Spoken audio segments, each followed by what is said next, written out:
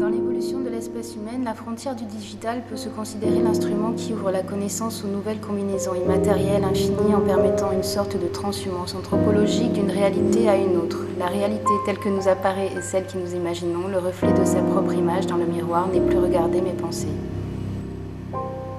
Narcisse ne regarde pas son reflet dans l'eau. Narcisse l'imagine. Narcisse ne regarde pas son reflet dans l'eau. Narcisse l'imagine. Narcisse ne regarde pas son reflet dans l'eau. Narcisse l'imagine. Narcisse ne regarde pas son reflet dans l'eau.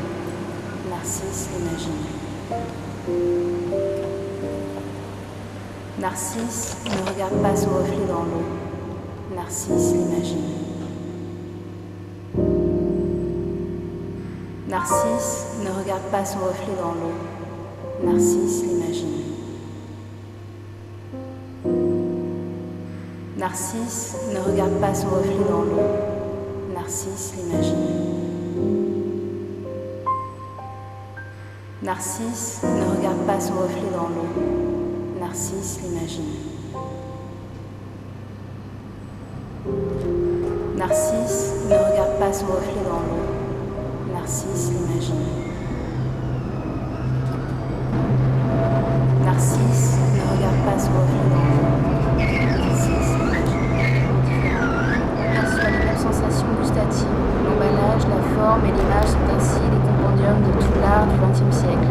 Au XXIe siècle, l'art doit tendre et être véhicule de renseignements percepteurs, énergie déconstructrice de la réalité formelle, instrument d'analyse critique du propre contexte existentiel.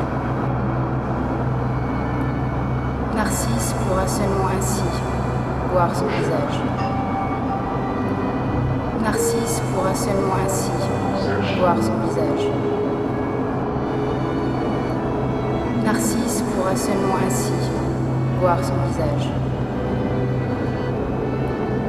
Narcisse pourra seulement ainsi voir son visage. Narcisse pourra seulement ainsi voir son considérer un instrument qui ouvre la connaissance aux nouvelles combinaisons immatérielles infinies en permettant une sorte de transhumance anthropologique d'une réalité à une autre. La réalité telle que nous apparaît est celle que nous imaginons. Le reflet de sa propre image dans le miroir n'est pas regardé. Les pensées ne regardent pas son reflet dans l'eau. Narcisse l'imagine. Narcisse ne regarde pas son reflet dans l'eau. Narcisse, particulièrement des progrès de la science, en forçant l'accélération des informations et en engendrant ainsi une multitude d'images et de formes dans une civilisation avide et consumériste. Ceci rend presque impossible l'absence d'une contamination esthétique de notre vécu percepteur. Avec le XXIe siècle, la globalisation de l'usage du digital a amplifié de manière exponentielle l'effet contaminant en produisant plusieurs langages artistiques, véhicules d'idées. Cependant, si l'art est forme d'idées, la multiplication des formes n'a pas en elle-même produit une multiplication des idées en engendrant ainsi l'existence des récipients privés de contenu. Le produit artistique est ainsi fractalisé, décomposé en petites particules unitaires de plus en plus reproduites à l'infini. Dans un monde onirique qui, parce que désormais n'est pas très absorbé, en annulant le Le piège tendu à Narcisse. La répétitivité n'est pas créativité. La répétitivité n'est pas créativité. Et prêt. Le piège tendu à Narcisse. La répétitivité n'est pas créativité. Le piège tendu à Narcisse. Et prêt. Géré de manière perceptrice, les productions artistiques deviennent de plus en plus difficiles. Tout le monde peut apprécier un Caravage, peu demande un Pollock, mais tous en regardant l'emballage d'un quelconque petit beauté qui illustre artistiquement un contenu complètement différent. Il perçoit les mêmes sensations gustatives. L'emballage, la forme et l'image sont ainsi un compendium de tout l'art du XXe siècle.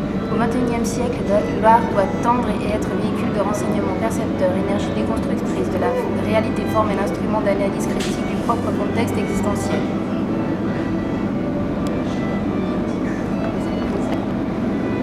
Gérées de manière perceptrice, les productions artistiques deviennent de plus en plus difficiles. Tout le monde peut apprécier un Caravage, peu de monde un Pollock, mais tous en regardant l'emballage d'un quelconque petit beauté qui illustre artistiquement un contenu complètement différent, on perçoit les mêmes sensations gustatives. L'emballage, la forme et l'image sont ainsi le compendium de tout l'art du XXe siècle.